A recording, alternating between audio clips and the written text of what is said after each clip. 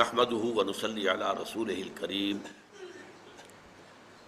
اما بعد فاعوذ بالله من الشيطان الرجيم بسم الله الرحمن الرحيم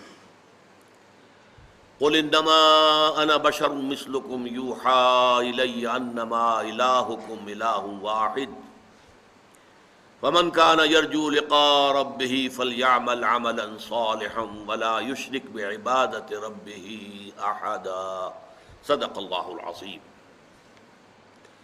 رب اشرح لی صدری ویسر لی امری واحلل عقدۃ من لسانی یفقہوا قولی۔ اللہم ربنا الہمنا رشدنا واعذنا من شرور انفسنا، اللہم ارنا الحق حقا وارزقنا اتباعہ وارنا الباطل باطلا وارزقنا اجتنابہ، آمین یا رب العالمین۔ پچھلی نشست میں ہم نے کچھ تو شرک کی حقیقت و اقسام کے بارے میں تمہیدی گفتگو کی، اور پھر شرک فی الذات کی جو دو شکلیں دنیا میں رہی ہیں، ایک وہ کہ جو جلیل القدر پیغمبروں کی امتوں میں پیدا ہوئی، خدا کا کسی کو بیٹا یا بیٹی بنا دینا، اس کا ذکر ہو چکا ہے، اور ایک فلسفیانہ مذاہب میں ہما اوست پینتھیزم کی شکل میں یا گاڈ انکارنیٹ، عیسائیوں میں بھی ایک عقیدہ رہا ہے، آج نہیں ہے۔ ایک تو وہ ہے تثلیث کہ ایک اللہ، ایک بیٹا حضرت عیسیٰ اور ایک روح القدس، لیکن ان کے ہاں یہ عقیدہ بھی رہا ہے کہ اللہ ہی ہے حضرت مسیح جو ہے، یعنی گاڈ انکارنیٹ کا تصور بھی ان کے ہاں رہا ہے۔ کرسچنز میں بہت سے مختلف جو ہے مختلف اوقات میں مختلف ادوار میں ان کے عقائد بدلتے رہے ہیں۔ بہرحال مجھے اس وقت جو کچھ عرض کرنا ہے وہ یہ ہے کہ اللہ تعالیٰ کا بڑا فضل و کرم ہے اس امت پر، امت محمد پر صلی اللہ علیہ وسلم، کہ یہ امت اس نوع کے شرک سے تاحال محفوظ ہے۔ اگرچہ عوام الناس کے درجے میں یا شاعروں کی مبالغہ آرائی میں نعتیں کہتے ہوئے جب حدود سے تجاوز کر دیا جاتا ہے، اس میں کچھ شائبہ پیدا ہو جاتا ہے، لیکن کسی بھی مستند فرقے، مستند مسلک کے مستند عقائد میں ایسی کوئی چیز موجود نہیں ہے جسے شرک فی الذات سے تعبیر کیا جا سکے۔ مثال کے طور پر آپ کو ایک شعر سنا رہا ہوں، وہی جو مستوی عرش تھا خدا ہو کر، اتر پڑا وہ مدینے میں مصطفیٰ ہو کر۔ کیا ہے یہ؟ گاڈ انکارنیٹ، اوتار کا عقیدہ۔ وہ اوتار کا عقیدہ چاہے رام چندر جی کے لیے ہو، کرشن جی کے لیے ہو، یا محمد مصطفیٰ صلی اللہ علیہ وسلم کے لیے ہو، عقیدہ تو ایک ہی رہے گا۔ اور یہ آپ کے علم میں ہونا چاہیے، شعر کس کا ہے؟ مولانا احمد رضا خان صاحب بریلوی۔ لیکن یہ بھی نوٹ کر لیجیے ساتھی کہ ان کے مسلک کے ایک بہت بڑے عالم جو لاہور میں ہوتے تھے، مولانا محمود احمد رضوی، مرحوم، ان کا انتقال ہو گیا ہے۔ روزنامہ پاکستان میں ایک دفعہ ایک فورم میں بعض لوگوں نے یہ مسئلہ چھیڑ دیا کہ مولانا احمد رضا خان صاحب بریلوی، انہوں نے تو یہ شعر کہا ہے، وہی جو مستوی عرش تھا خدا ہو کر، اتر پڑا وہ مدینے میں مصطفیٰ ہو کر۔ تو مولانا محمود احمد رضوی صاحب نے فرمایا کہ اس پر ہمارا عقیدہ نہیں ہے، یہ ہمارے عقیدے میں شامل نہیں ہے۔ انہوں نے اعلان برات کیا۔ تو اصل میں یہ وہی شاعرانہ مبالغہ آمیزی ہے۔ قرآن مجید میں سورہ شعراء میں یہ بات کہی گئی ہے کہ شعراء جو ہیں وَالشُّعَرَاءُ يَتَّبِعُهُمُ الْغَاوُونَ أَلَمْ تَرَ أَنَّهُمْ فِي كُلِّ وَادٍ يَهِيمُونَ، وہ ہر وادی میں چکر لگاتے ہیں، خیالات میں دور سے دور نکل جائیں گے۔ مبالغہ آمیزی اگر نہ ہو تو پھر شعر کے اندر تاثیر نہیں ہوتی۔ اسی طریقے سے ایک شعر ہے، مدینے کی مسجد میں ممبر کے اوپر بغیر عین کا ایک عرب ہم نے دیکھا۔ بغیر عین کا عرب کیا ہوا؟ عرب میں سے عین نکال دے کیا رہ گیا؟ رب۔ رب کون ہے؟ اللہ۔ بغیر عین کا ایک عرب، معاذ اللہ ثم معاذ اللہ ثم معاذ اللہ۔ یا ایک اور لفظ ہمارے یہاں استعمال ہوتا ہے کہ وہم پیدا کرنے کے لیے، ایہام جس کو کہتے ہیں، احمد بے میم، احمد بے میم، احمد میں سے میم نکال دیں گے کیا بچے گا؟ بتائیے، احد، قل هو اللہ احد اللہ الصمد لم یلد ولم یولد۔ تو اس طرح کی باتیں شاعری میں، عوام میں، واعظوں میں، نعت گو لوگوں میں، یہ ان کے ہاں تو اس طرح کی چیزیں آپ کو مل جائیں گی، لیکن یہ کہ خدا کے فضل و کرم سے یہ امت تاحال اس سے بحیثیت مجموعی محفوظ ہے، اور کسی بھی مستند فرقے کے مستند عقائد میں ایسی کوئی شے موجود نہیں ہے کہ جسے شرک فی ذات قرار دیا جا سکے۔ اس کی وجہ کیا ہے؟ اس کی وجہ یہ ہے، ایک اسپیشل پروٹیکشن ہے جو اللہ نے دی ہے۔ یہ امت آخری امت ہے۔ حضور نے فرمایا انا آخر المرسلین وانتم آخر الامم، میں آخری رسول ہوں اور تم آخری امت۔ اس امت میں فساد ہو جائے بحیثیت مجموعی تو اس کا علاج کون کرے گا؟ کہ اب کوئی نبی تو آنے والا نہیں ہے، لا نبی بعدی، انا خاتم النبیین لا نبی بعدی۔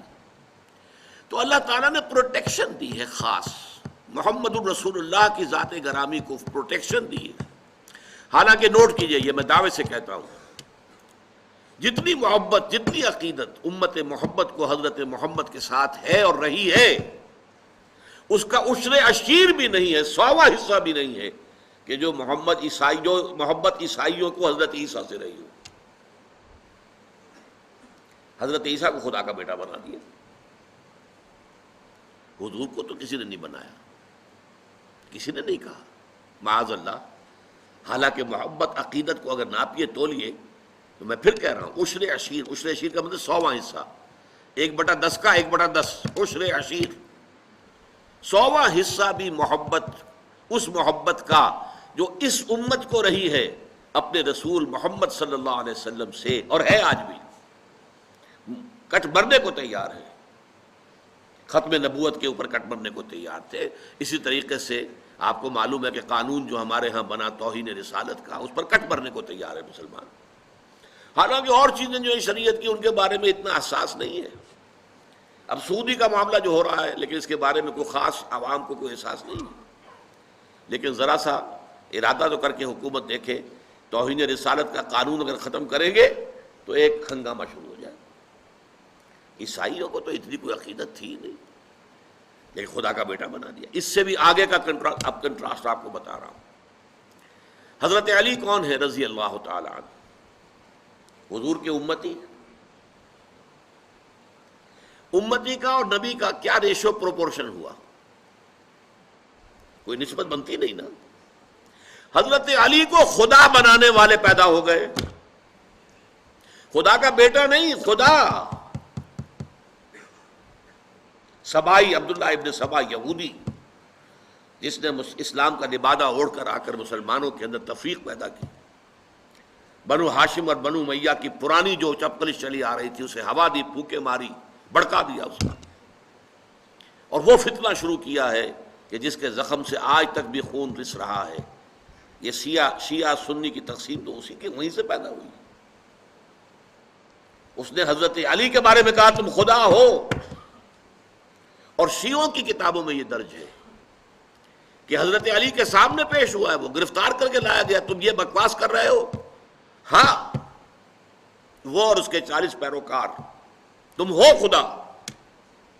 حضرت علی نے کہا کہ باز نہیں آؤ گے تو زندہ آگ میں جلا دوں گا۔ کہا ٹھیک ہے، خدا آزمائش کرتا ہی ہے، جانچتا ہے، پرکھتا ہے اپنے ماننے والوں کو۔ تم ہمیں آگ میں جلا دو، لیکن ہم کہتے ہیں تم خدا ہو۔ حضرت علی نے عبداللہ ابن سبا اس کے 40 ساتھیوں کو زندہ آگ میں جلوایا۔ اس وقت بات کہنے کی یہ ہے کہ آپ ذرا کنٹراسٹ دیکھیے، حضرت عیسیٰ کو خدا کا بیٹا کہنے والے پیدا ہو گئے، اور حضور کے ایک امتی کو خدا قرار دینے والے پیدا ہو گئے۔ اگر اس پر آپ قیاس کریں معاذ اللہ ثم معاذ اللہ ثم معاذ اللہ، پھر تو محمد کو تو خدا کا باپ قرار دینا چاہیے تھا نسبت و تناسب کے اعتبار سے. امتی کو خدا بنایا تو خدا سے اوپر کوئی شے ہونی چاہیے نا، کہ جو محمد رسول اللہ کا مرتبہ مقام نہیں. یہ بات در حقیقت یہ ہے. یہ ظلم بھی آپ کو معلوم ہے، ہمارے سنی بھائی بھی کرتے ہیں یہ عوام الناس، یا علی مدد. کسی نے یا محمد مدد نہیں کہا آج تک.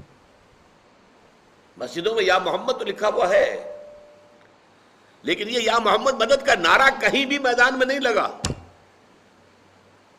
مدد کا نعرہ لگتا ہے تو حضرت علی رضی اللہ تعالیٰ عنہ کے نام کے ساتھ. اسی لیے حضور نے فرمایا تھا، اے علی تمہاری مثال عیسیٰ کی سی ہے. عیسیٰ کے بارے میں لوگ دو انتہاؤں میں مبتلا ہو گئے. محبت اور عقیدت میں غلو کرنے والوں نے انہیں خدا کا بیٹا بنا دیا، اور ان سے دشمنی اور عداوت رکھنے والوں نے انہیں کافر اور مرتد قرار دے دیا. اسی طرح تمہارے معاملات بھی ہوں گے. تمہیں کافر اور مرتد قرار دینے والے بھی خوارج پیدا ہو گئے، جنہوں نے کہا کہ علی کافر ہے، مرتد ہے، واجب القتل ہے، اور قتل بھی کر دیا، شہید بھی کر دیا ان کے ایک آدمی بھی خوارج میں سے. اور دوسری طرف انہیں خدا کہنے والے بھی پیدا ہو گئے. لیکن اللہ تعالیٰ نے حضرت محمد صلی اللہ علیہ وسلم کو اس زیادتی سے، اس ظلم سے محفوظ رکھا ہے. اس کا ایک ذریعہ بھی اللہ نے اختیار کیا. اللہ تعالیٰ کی قدرت اپنی جگہ پر ہے، بغیر کسی ذریعے کے، بغیر کسی سبب کے جو چاہے کر سکتا ہے. لیکن یہ دنیا عالم اسباب ہے. یہ تحفظ کیسے ملا محمد الرسول اللہ صلی اللہ علیہ وسلم کو؟ اس نوع کے شرک سے اللہ نے کیسے محفوظ رکھا ہے کہ آپ کی ذات کے ساتھ ایسی کوئی بات جو ہے وہ منسوب نہیں کی جا سکی. پہلی بات یہ، قرآن مجید میں آپ کی بشریت کو بہت نمایاں کیا گیا کہ آپ بشر ہیں. سورہ بنی اسرائیل میں آتا ہے کہ مکے کے جو سردار تھے قریش کافر، انہوں نے کہا کہ اچھا یہ ہمیں کر کے دکھا دو، یہ معجزے دکھا دو، تمہارے لیے ایک محل تیار ہو جائے فوراً دیکھتے ہی دیکھتے، ایک باغ ہو یہاں پر مکے کی سنگلاخ زمین میں بے آب و گیا وادی کے اندر، کھجوروں کا انگوروں کا باغ ہو اور اس میں چشمہ بھی بہ رہا ہو، یہ کر کے دکھا دو. آسمان پہ چڑھ کے دکھا دو، آسمان کا کوئی ٹکڑا ہم پر گرا کے دکھا دو، کچھ تو کر کے دکھاؤ نا تاکہ ہم تمہیں مانیں کہ تم اللہ کے رسول ہو. ساری باتوں کا جواب کیا دیا گیا؟ قل سبحان ربی هل کنت الا بشرا رسولا. اے نبی کہہ دیجئے میرا رب پاک ہے، وہ سب کچھ کر سکتا ہے، لیکن میں نے تو کبھی دعویٰ نہیں کیا، میں نے خدا ہونے کا دعویٰ تو نہیں کیا. میرا دعویٰ تو یہ ہے کہ میں بشر ہوں، اللہ کا اور رسول ہوں. میں بشر ہوں اور اللہ کا رسول ہوں، یہ دعویٰ ہے میرا. یہی دیکھیے آپ آخری آیت سورہ کہف کی، قل انما انا بشر مثلکم. اے نبی کہہ دیجئے، کان کھول دیجئے، ان کے ڈنکے کی چوٹ کہہ دیجئے، میں ایک بشر ہوں تم جیسا. یوحی الی، ہاں مجھ پر وحی کی جاتی ہے. میرا اور تمہارا جو ہے فرق ہے وہ یہ ہے، تمہارے لیے علم صرف یہی ہے جو حواس خمسہ سے اور عقل سے حاصل ہو جاتا ہے، بس. میرے پاس ایک اور ذریعہ علم ہے، وہ وحی کا ہے. یوحی الی، میں ہوں تو بشر تم جیسا. قل انما انا بشر مثلکم یوحی الی، مجھ پر وحی کی جاتی ہے. انما الہکم الہ واحد، کہ تمہارا الہ تو بس ایک ہی الہ ہے، ایک ہی معبود ہے جو تنہا ہے، اکیلا. تو بشریت کو نمایاں کرنا حضور صلی اللہ علیہ وسلم کی قرآن مجید میں جو بار بار آتا ہے، یہ ایک ذریعہ بن گیا کہ وہ تصورات دوسرے جو ہیں وہ لا کر شامل نہ کیے جا سکے. اس معاملے میں سورہ تغابن کی 2 آیات جو بڑی اہم ہیں. وہاں فرمایا گیا ہے کہ پچھلی جو قومیں آئیں جن کے پاس رسول آئے، جب رسول ان کے پاس آئے اور وہ انہوں نے کفر کیا تو کیا کہا انہوں نے؟ اب بشر یہدوننا فکفروا وتولوا واستغنى اللہ. کیا بشر ہمیں ہدایت دیں گے؟ ہمیں ہدایت دینے کے لیے فرشتہ آتا تو ہم مان لیتے، یہ تو ہمارے جیسا بشر ہے. اس کے بھی دو ہاتھ، ہمارے بھی دو ہاتھ، اس کے بھی دو آنکھیں، ہماری بھی دو آنکھیں، اس کو بھی پیٹ لگا ہوا ہے، کھانے کو مانگتا ہے، ہمارا بھی پیٹ ہے، کھانے کو مانگتا ہے، یہ بھی بازاروں میں گھومتا پھرتا ہے، مال حاضر رسول یمشی فی الاسواق ویاکل الطعام، کھانا کھاتا ہے، بازاروں میں گھومتا ہے، تو یہ رسول کیسے ہو سکتا؟ اب دیکھیے، یہی ایک بیماری ہے جس کا ریورس بعد میں آیا. بیماری ایک ہی ہے، ظہور مختلف شکلوں میں ہوتا ہے، سمپٹمز مختلف ہیں. ان کافروں نے یہ کہہ کر رسول ماننے سے انکار کر دیا کہ یہ تو بشر ہے، رسول کیسے ہو سکتے ہیں. اور بعد میں امتوں میں جب گمراہی آئی، جنہوں نے رسول مان لیا انہوں نے بشریت کا انکار کر دیا. یہ رسول ہے، بشر کیسے ہو سکتے ہیں؟ بیماری ایک ہی ہے، ظہور دو شکلوں میں ہو رہا ہے. یہ بات کو اچھی طرح سمجھ لیجیے. قل انما انا بشر مثلکم یوحی الی انما الہکم الہ واحد. دوسری بات، قرآن مجید میں حضور پر بھی وقتاً فوقتاً جو گرفت ہوئی ہے، ٹوکا گیا ہے، کہیں کہیں عتاب کا رنگ ہے، عتاب کا رنگ ہے، غصے کا رنگ ہے. میں اب اس سے زیادہ کوئی ثقیل لفظ استعمال کر نہیں سکتا حضور کی شان میں کوئی اور لفظ، لیکن عتاب کا لفظ میں نے بہت ڈرتے ڈرتے استعمال اس لیے کر دیا کہ حضرت عبداللہ ابن ام مکتوم کے بارے میں حضور نے خود یہ لفظ استعمال کیا، جن کے بارے میں وہ آیات نازل ہوئی تھی. عبس وتولی ان جاءہ الاعمی وما یدریک لعلہ یزکی او یذکر فتنفعہ الذکری اما من استغنی فانت لہ تصدی واما من جاءک یسعی وہو یخشی فانت عنہ تلہی کلا. ماتھے پر بل ڈال لیے، رخ پھیر لیا کہ ایک نابینا ان سے ملاقات کے لیے آیا. کیا معلوم تمہیں کہ وہ تذکر حاصل کرتا اور تزکیہ حاصل کر لیتا. تمہارا حال یہ ہے کہ جو لاپرواہی برتتے ہیں تو ان کے تو پیچھے پڑے ہوئے ہو. یہ کفار، یہ ان کے بڑے بڑے سردار، آپ جو ہے کوشش میں ہے کسی طرح ایمان لے آئے، حالانکہ وہ استغنا برت رہے. اور جو چل کر آیا ہے اور وہ چاہتا ہے تزکیہ حاصل کرنا، اس سے عدم توجہی ہو رہی ہے. کلا، ہرگز ایسا نہ کرو. یہ جو مختلف گرفتیں آئی ہیں قرآن مجید میں حضور پر، اب عتاب کا لفظ میں نے اس لیے استعمال کیا کہ اس کے بعد یہ آپ کا معمول ہو گیا کہ جب بھی کبھی عبداللہ ابن ام مکتوم تشریف لاتے تھے، حاضر ہوتے تھے حضور کی خدمت میں، تو آپ کہتے تھے مرحبا بالذی عاتبنی اللہ فیہ، اہلاً وسہلاً، مرحبا اس شخص کے لیے جس کے بارے میں اللہ نے مجھ پر عتاب فرمایا ہے. تو یہ لفظ عتاب حضور نے خود استعمال کیا ہے تو میں نے استعمال کرنے کی جرات کر لی. لیکن قرآن مجید میں بڑا بڑا سخت انداز ہے حضور کے لیے، بڑا سخت انداز. مثلاً سورہ بنی اسرائیل میں وَإِن كَانُوا لَيَفْتِنُونَكَ عَنِ الَّذِي أَوْحَيْنَا إِلَيْكَ لِتَفْتَرِيَ عَلَيْنَا غَيْرَهُ وَإِذًا لَاتَّخَذُوكَ خَلِيلًا. اے نبی، یہ مشرکین اور یہ کفار تلے ہوئے ہیں کہ جو چیز ہم نے آپ کی طرف وحی کی ہے اس سے آپ کو بچلا دیں، تاکہ آپ کوئی اور شے اپنی طرف سے گھڑ کر ہماری طرف منسوب کر دیں. نوٹ کر دیا آپ نے بات؟ اب آیا وَلَوْلَا أَن ثَبَّتْنَاكَ لَقَدْ كِدتَّ تَرْكَنُ إِلَيْهِمْ شَيْئًا قَلِيلًا. اگر ہم نے ہی آپ کے پاؤں کو جما نہ دیا ہوتا تو عین ممکن تھا کہ آپ ان کی طرف کچھ نہ کچھ جھک ہی جاتے. اور اگر ایسا ہو جاتا اِذًا لَأَذَقْنَاكَ ضِعْفَ الْحَيَاةِ وَضِعْفَ الْمَمَاتِ، تو اس شکل میں ہم آپ کو اے نبی دنیا میں بھی عذاب دگنا دیتے اور آخرت میں بھی دگنا عذاب دیتے. ثم لا تجد لك علينا نصيرا، اور پھر آپ ہمارے مقابلے میں کسی کو اپنا مددگار نہ پاتے، کوئی آپ کو ہماری پکڑ سے، ہماری سزا سے بچا نہ سکتا. یہ بھی انداز جو ہے قرآن مجید کا، اور بہت سے مقامات ہیں. یہ تو میں نے چند جو ہے نمونہ مشترک خروارے آپ کے سامنے رکھ دی. یہ بھی در حقیقت ایک بہت بڑا ذریعہ بنا ہے اس کا کہ یہ جو الوہیت کو حضور کے ساتھ متصف کر دینا. ایک اور واقعہ تو اور جو بہت مشہور ہے، ویسے حضور نے کبھی بد دعا نہیں دی، لیکن ایک موقع پر ایک جملہ ایسا نکل گیا جس کے اندر بد دعا کا رنگ تھا، واضح طور پر بد دعا بھی نہیں تھی وہ۔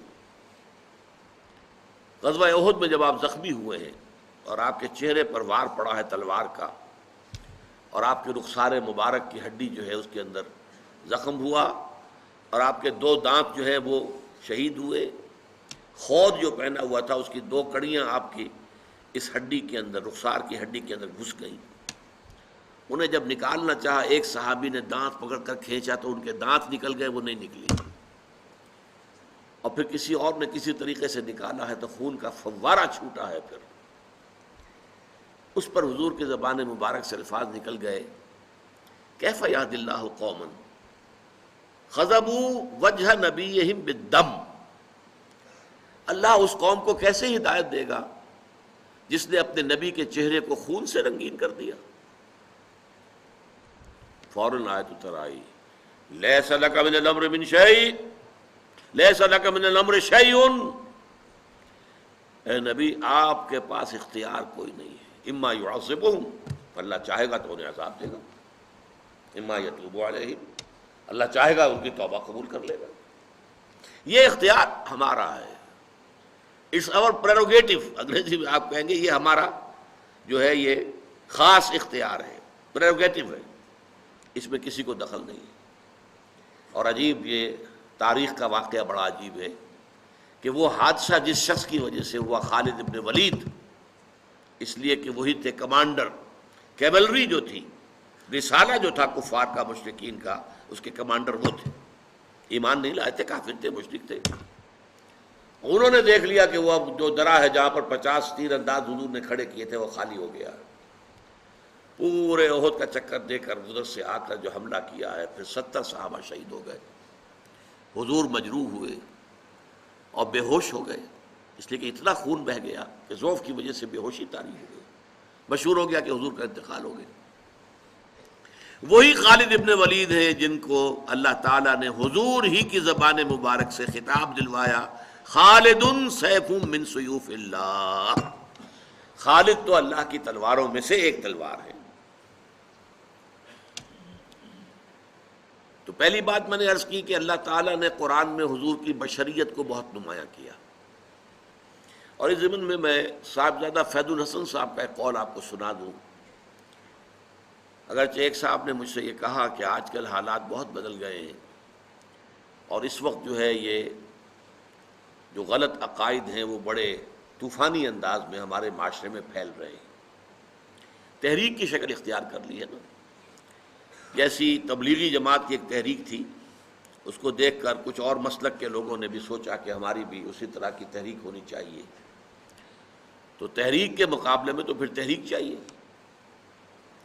عشق خود ایک سیل ہے، سیل کو لیتا ہے تھام، جو سیلاب ہے اس کو روکنے کے لیے سیلاب چاہیے۔ بہرحال اب وہ یہ چیزیں بڑے سیلاب کے انداز میں پھیل رہی ہیں، لیکن یہ کہ بریلوی مکتب فکر کے بہت بڑے عالم، بڑی شخصیت تھے صاحبزادہ فیض الحسن، ان کی زبان سے خود میں نے سنا اپنے کانوں سے منٹگمری میں ایک جلسے میں تقریر کے دوران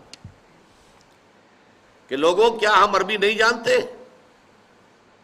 تمہارا کیا خیال ہے ہم جاہل ہیں؟ کیا ہم نہیں جانتے قرآن کہتا ہے قل انما انا بشر مثلکم؟ ہم سب جانتے ہیں، ہم مانتے ہیں حضور بشر تھے، لیکن جیسے تم اپنے باپ کو اپنے نام سے نہیں پکارتے، ابا جان کہتے ہو نا، نام تو نہیں لیتے، ایسے ہی ہم حضور کی بشریت کو نمایاں کرنے کو توہین سمجھتے ہیں، اور اس کو ہم خلاف ادب سمجھتے ہیں، بس باقی یہ مانتے ہیں کہ وہ بشر تھے، کوئی شک نہیں۔ یہ بڑا معتدل ایک انداز تھا، لیکن شاید اب یہ انداز بھی ختم ہو رہا ہو، میں نہیں کہہ سکتا۔ گمراہی بڑھتی ہے تو پھر وہ اس کی حدیں جو ہے وہ کوئی رہتی نہیں ہے، کہیں کسی جگہ پر قائم نہیں رہتی۔ تیسری چیز، حضور نے خود اتنی احتیاط برتی ہے، حضور نے لوگوں کو روک دیا کہ میری آمد پر کھڑے مت ہوا کرو۔ یہ کس قدر احتیاط کی بات ہے۔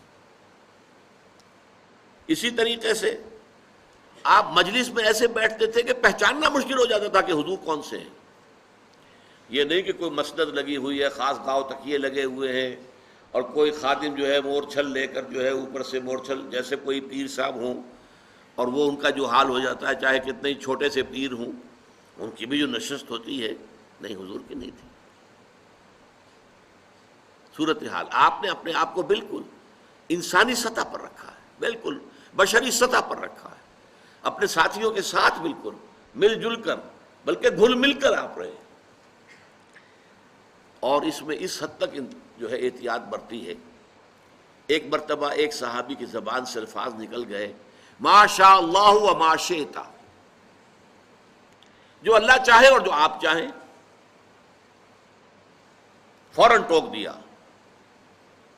اجعلتنی للہ ندن، کیا تم نے مجھے اللہ کا مد مقابل بنا دیا ہے؟ یہ وہ ند ہے، وہ لفظ لا ضد لہ ولا ند لہ ولا مثل لہ ولا مثال لہ ولا مثیل لہ.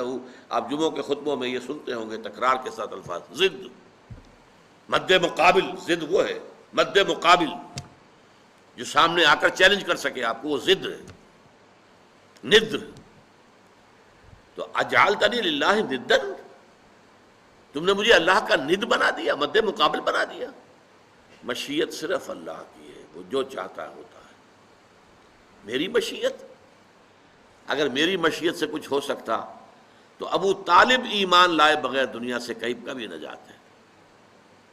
کتنی محبت تھی حضور کو ابو اپنے چچا سے، کتنے احسانات تھے ابو طالب کے حضور کی گردن پر. ایک آہنی فصیل بن کر کھڑے رہے ہیں، پروٹیکشن دی ہے. اور پورا بنو ہاشم کا خاندان ہے کہ سردار تھے بنی ہاشم کے، تو بنو ہاشم ان کے حکم سے ادھر ادھر ہو سکتے ہی نہیں تھے. قبائلی نظام بڑا مضبوط تھا، اور وہ حضور کا پشت پناہ بنا رہا آخر وقت.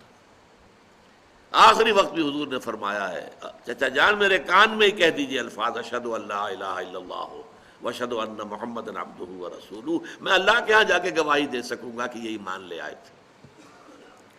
لیکن یہ کہ اس وقت وہ عربوں کا جو ایک خاص ہوتا ہے، ایک اب کیا اسے کہیں، اپنا ایک غرور کہہ لیجئے، زوم کہہ لیجئے.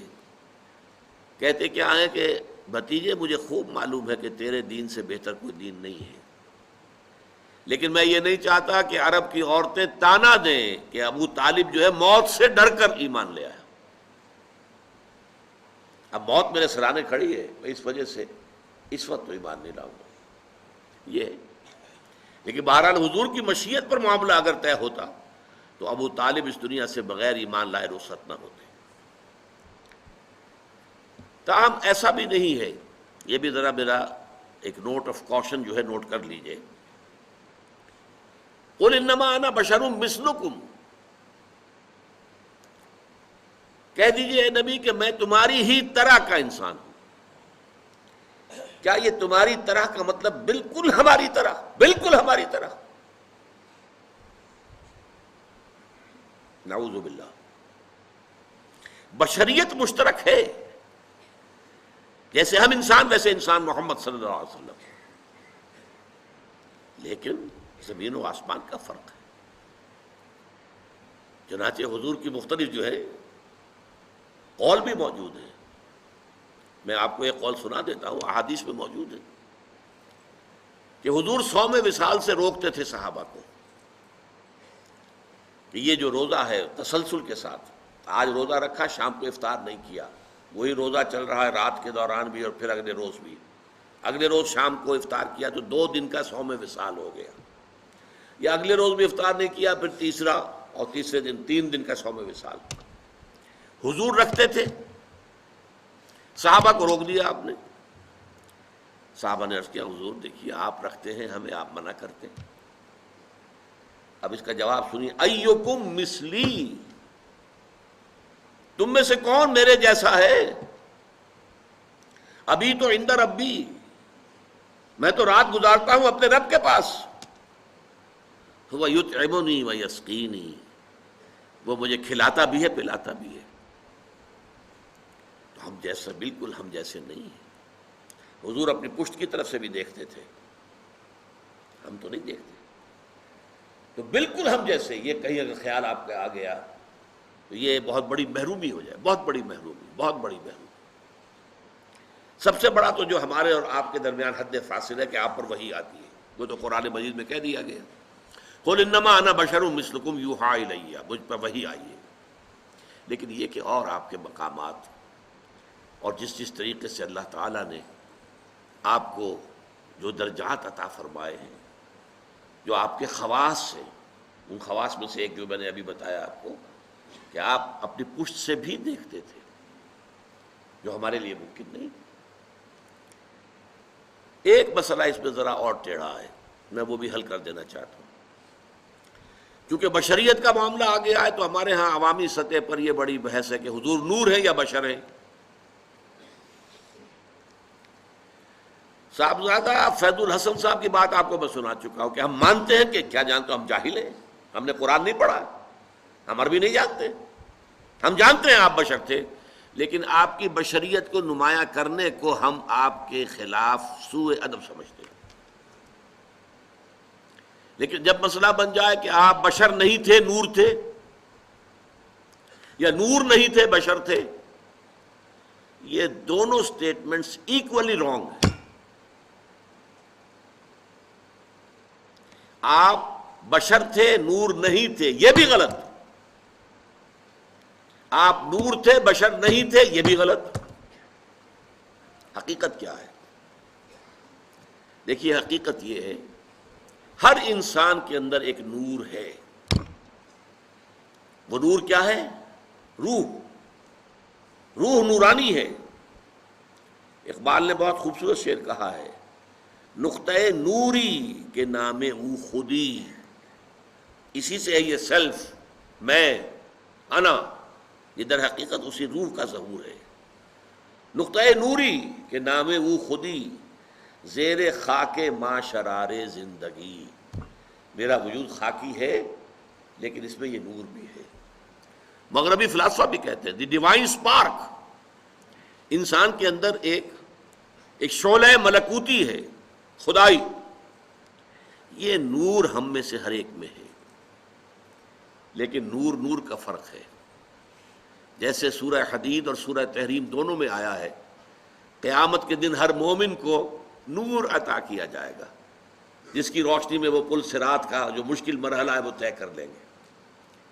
لیکن وہ اپنی کوانٹیٹیو اعتبار سے اس کے درجات اتنے مختلف ہوں گے، حضور نے فرمایا کسی کو تو نور ایسا ملے گا کہ مدینے سے اس کی روشنی صنعاء تک جا پہنچے گی، یمن۔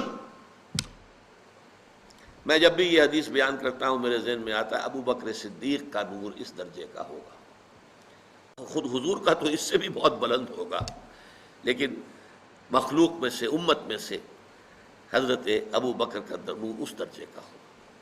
اور کسی کا نور اتنا ہوگا کہ صرف قدموں کے سامنے روشنی ہو جائے گی، جیسے ٹارچ کی روشنی ہوتی ہے۔ اور یہ بھی بڑا خوش قسمت ہوگا کہ ٹارچ اگر مل جائے تب بھی آدمی راستہ تو چل پڑتا ہے نا، گڑھا تو نظر آ جاتا ہے، گڑھے سے بچ جائے گا، سانپ کے بل سے تو بچ جائے گا، یہ سانپ کا بل ہے، اس سے بچ کر نکلے، لہذا وہ بھی بہت بڑا خوش قسمت ہوگا۔ منافقین وہ ہوں گے جن کو سرے سے کوئی نور نہیں ملے گا۔ تو یہی تفاوت ہے ہمارے نور میں، جو میرے اندر نور ہے، آپ کے اندر نور ہے، ہم میں سے کسی میں زیادہ ہے، کسی میں کم ہے۔ محمد عربی کا وہ نور روحانی آپ کے پورے وجود کے اوپر غالب ہے، مستولی ہے، چھایا ہوا ہے۔ اسی حقیقت کو آپ نے اس طرح بیان فرمایا کہ آپ نے ایک مرتبہ فرمایا کہ ہر انسان کے ساتھ ایک شیطان ہے۔ کسی نے پوچھ لیا جرأت کر کے حضور آپ کے ساتھ بھی ہے؟ فرمایا ہاں ہے، لیکن میں نے اسے مسلمان کر لیا ہے تو صحیح۔ حضور کی بشریت بھی ہے، بشریت کے تقاضے بھی ہیں، لیکن آپ کی روحانیت ہے، اور روحانیت کی نورانیت ہے۔ وہ بشریت کے اوپر روحانیت اتنی غالب آ گئی ہے کہ اسے ہم کہہ سکتے ہیں کہ آپ مجسم نور تھے، لیکن نفی نہیں کی جائے گی، آپ بشر بھی تھے، نور بھی تھے۔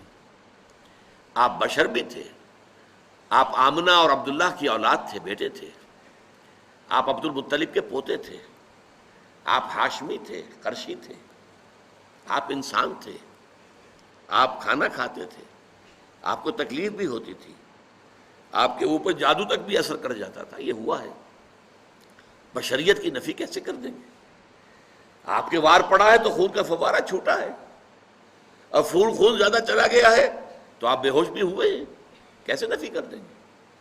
لیکن یہ کہ آپ کی نورانیت جو ہے، روح کی نورانیت، روح محمدی، اس کی نورانیت نے اس پورے وجود بشری کو ڈھانپ لیا ہے، اور اس اعتبار سے ہم کہیں کہ آپ نور مجسم تھے تو کوئی غلط نہیں۔ تو آپ نور بھی تھے اور بشر بھی تھے، ان میں سے کسی ایک پہلو کی نفی بھی کرنا میرے نزدیک بہت بڑی غلطی ہے، بلکہ میں اسے گمراہی سے بھی تعبیر کروں گا۔ شرک فی الذات کی بحث تو یہاں ختم ہوئی، اب جو چند منٹ باقی ہیں اس میں شرک فی الصفات کا مسئلہ جو ہے اس کو اصولی طور پر جان لیجئے۔ شرک فی الصفات کا مسئلہ بڑا ٹیڑھا ہے، اس لیے کہ اس میں ایک پیچیدگی ہے۔ پیچیدگی کیا ہے؟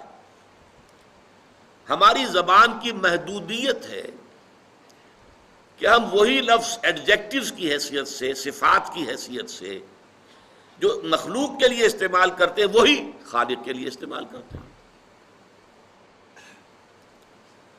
اللہ عالم ہے، علیم ہے، علامہ ہے، ٹھیک، انسانوں میں بھی علیم بھی ہیں، علامہ بھی ہیں، لفظی اشتراک ہو گیا کہ نہیں؟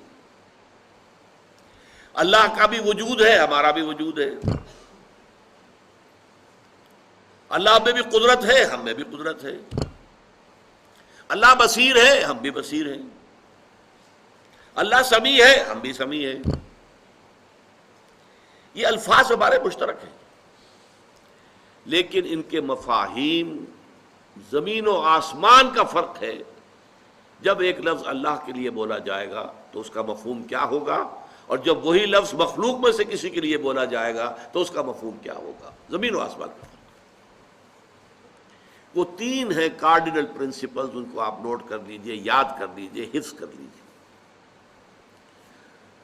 اللہ کا وجود ذاتی ہے، کسی اور نے انہیں عطا نہیں کیا ہے۔ مخلوق کا وجود ذاتی نہیں ہے، عطائی ہے، اللہ نے وجود دیا ہے تو ہوا۔ اسی طرح اللہ کی صفت ذاتی ہے، کسی کی عطا کردہ نہیں ہے۔ مخلوق کی صفات عطائی ہیں، اللہ نے عطا کی ہے تو حاصل ہوئی۔ نمبر دو، اللہ کا وجود قدیم ہے، ہمیشہ سے، ہمیشہ سے، ہمیشہ سے۔ مخلوقات کا وجود حادث ہے، پہلے نہیں تھا پھر ہو گیا۔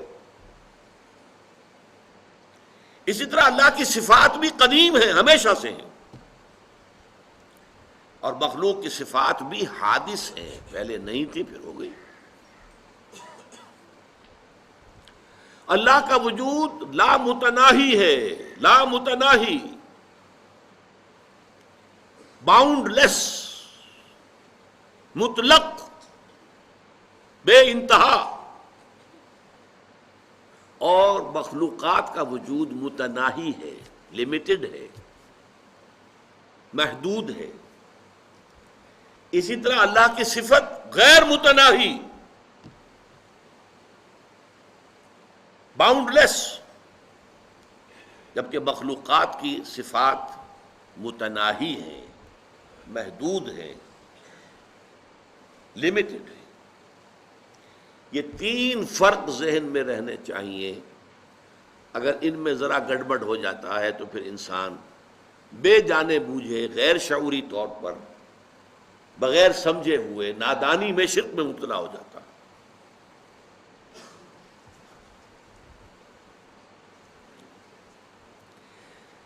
اب اس میں سے مثلاً ایک مسئلہ میں یہاں اس پر ڈسکس کر لیتا ہوں۔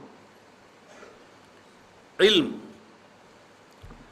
اللہ کا علم ذاتی ہے، ٹھیک، اللہ کا علم قدیم ہے،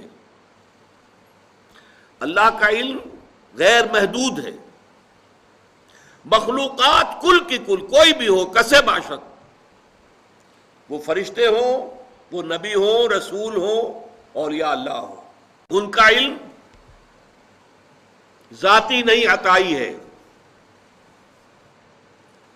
نوٹ کر لیجئے، فرشتوں سے جب کہا گیا تھا اب ذرا نام بتاؤ تم، تو حضرت آدم کو جو بتا دیے گئے تھے، کیا جواب تھا؟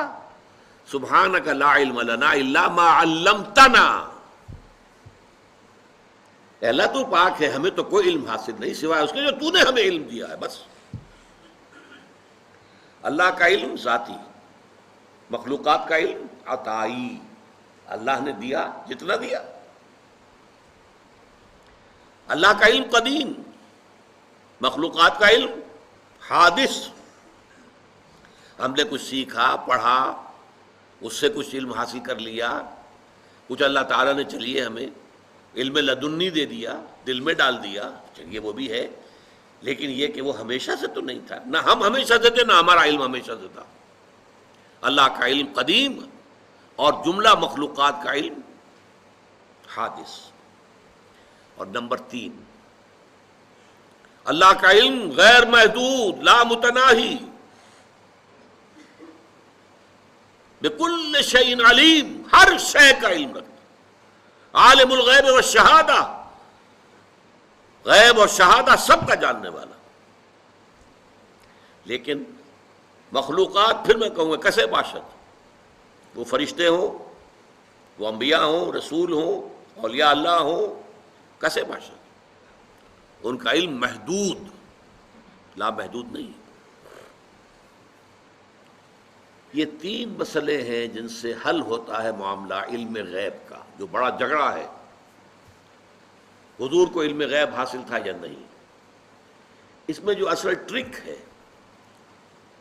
مسئلے کو حل کرنے کے لیے جو اصل کلید ہے وہ کیا ہے؟ پہلے غیب کو معین کر لیں، غیب کسے کہتے ہیں؟ بعض لوگوں نے اس کی ڈیفینیشن یہ کر لی، غیب کا علم وہ ہے کہ جو از خود حاصل ہو جائے خدا کے دیے بغیر۔ اس معنی میں تو کسی کو کوئی علم حاصل ہی نہیں، کوئی اختلاف ہو نہیں سکتا۔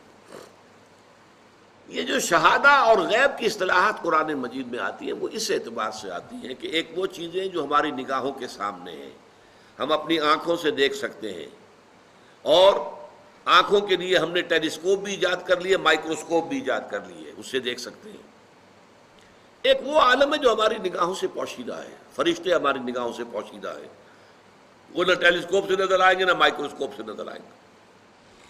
عالم آخرہ، جنت دوزخ ہماری نگاہوں سے پوشیدہ ہے۔ یہ عالم غیب ہے ہمارے لیے۔